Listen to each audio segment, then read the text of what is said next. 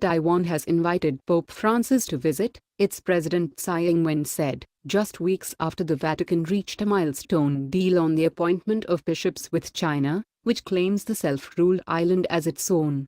Last month's deal gives the Holy See, Taiwan's last remaining diplomatic ally in Europe, a long-sought say over such appointments, although both sides call it provisional and sources have said some key issues remain unresolved.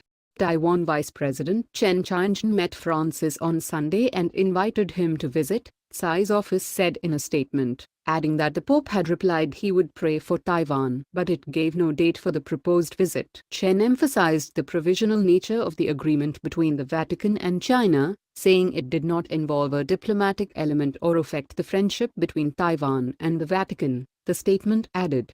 We urge everyone not to excessively interpret and worry about this deal, it quoted Chen as saying. On social media, Tsai thanked the Pope for his blessings. We will take active and concrete actions to support the Pope and to transmit our common values of freedom, justice, peace and care to all corners of the world, she wrote.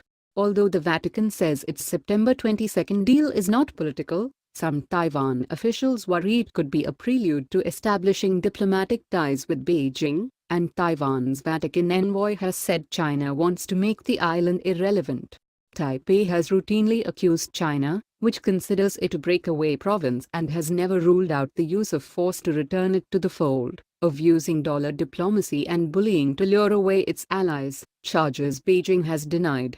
This year, former allies El Salvador, Burkina Faso and the Dominican Republic switched ties to Beijing from Taipei, leaving it with just 17 formal allies, mostly less developed nations in Central America and the Pacific.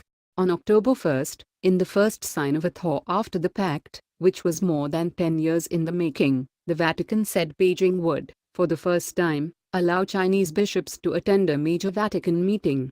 The meeting, known as a synod, began on October 3 and runs until October 28. However, Michael Liu, the Bishop of Hong Kong, told Reuters it will take time to tackle issues beyond the appointment of bishops, and he feared suppression of Catholics in mainland China would continue despite the accord. About a dozen bishops and priests, some elderly, remain in detention in China. Some have not been heard from in decades. Beijing has provided little clear information about their fate.